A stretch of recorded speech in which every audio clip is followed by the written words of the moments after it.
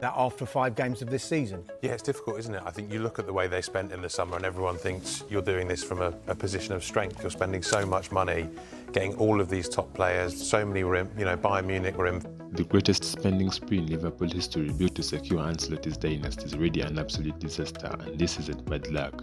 This is a structural systematic collapse. Just 4 months ago, they were Premier League champions, embarking on the largest transfer overhaul in history, spending £450 million to cement a dynasty. The spending was surgical. Florian Wirtz's £100 million was purchased to build a new creative hub.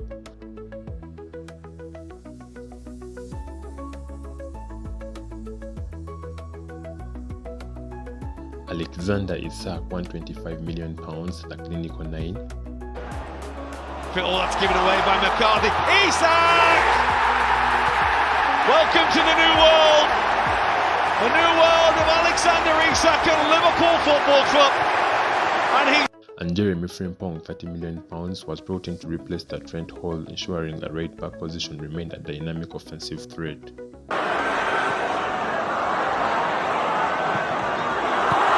They also signed Milos Kakis to refresh the left flank. They bought quality. They bought exactly what Arne Slot asked for. The new Anfield project was supposed to be bigger, faster and tactically flawless. So why has Direct Football completely decoded their new flawless system? And yet the defending champions have now slumped to 4 consecutive league defeats for the first time since 2021, losing to Crystal Palace, Manchester United, Chelsea and Brentford.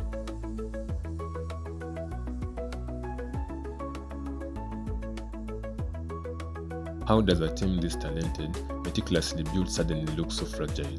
This isn't bad form, it is a structural crisis. The problem begins in the engine room. Last season, Gravenberch's elite capability was his press resistance and vertical ball carrying. Now opponents have the code and they are executing a brutal simple strategy, direct football, as Slot himself admitted after the 3-2 loss to Brentford. That game had a bit of everything. How do you rate your team's performance? Not so good, maybe apart from 20-25 minutes, half an hour in the first half. By the way, we were already 1-0 down. Gravenberch is being smoother than the lack of central security filters directly to the defense, compromising the ultimate capability of Van Dijk, which is his positional intelligence.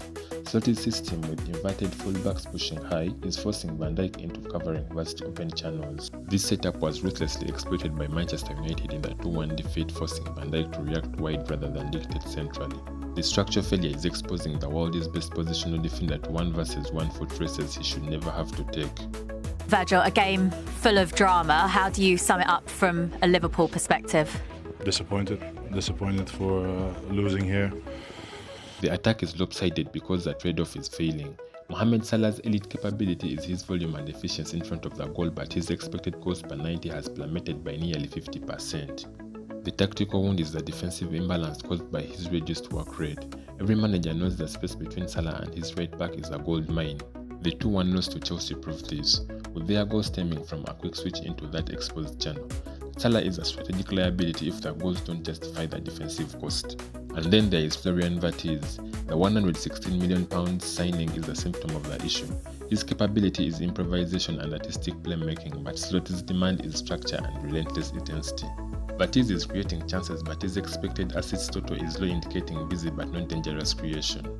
His struggle to find rhythm was even apparent in the Champions League defeat against Galatasaray, where the team's transition-based pressure simply vanished. It looks like a classical number 10 trapped in a Red Bull-style machine, stalling the entire rhythm of the team.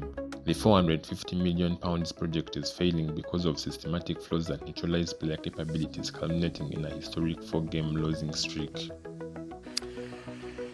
I feel like he's, first things first, I think changing so many players from a title-winning side is madness for me. I know maybe they probably looked at Ekatike and thought, we've got to get him, but we really want Isak, so that's 2 they probably bought. The opposition from Brentford's directness to Chelsea's counters has decoded Slot's blueprint.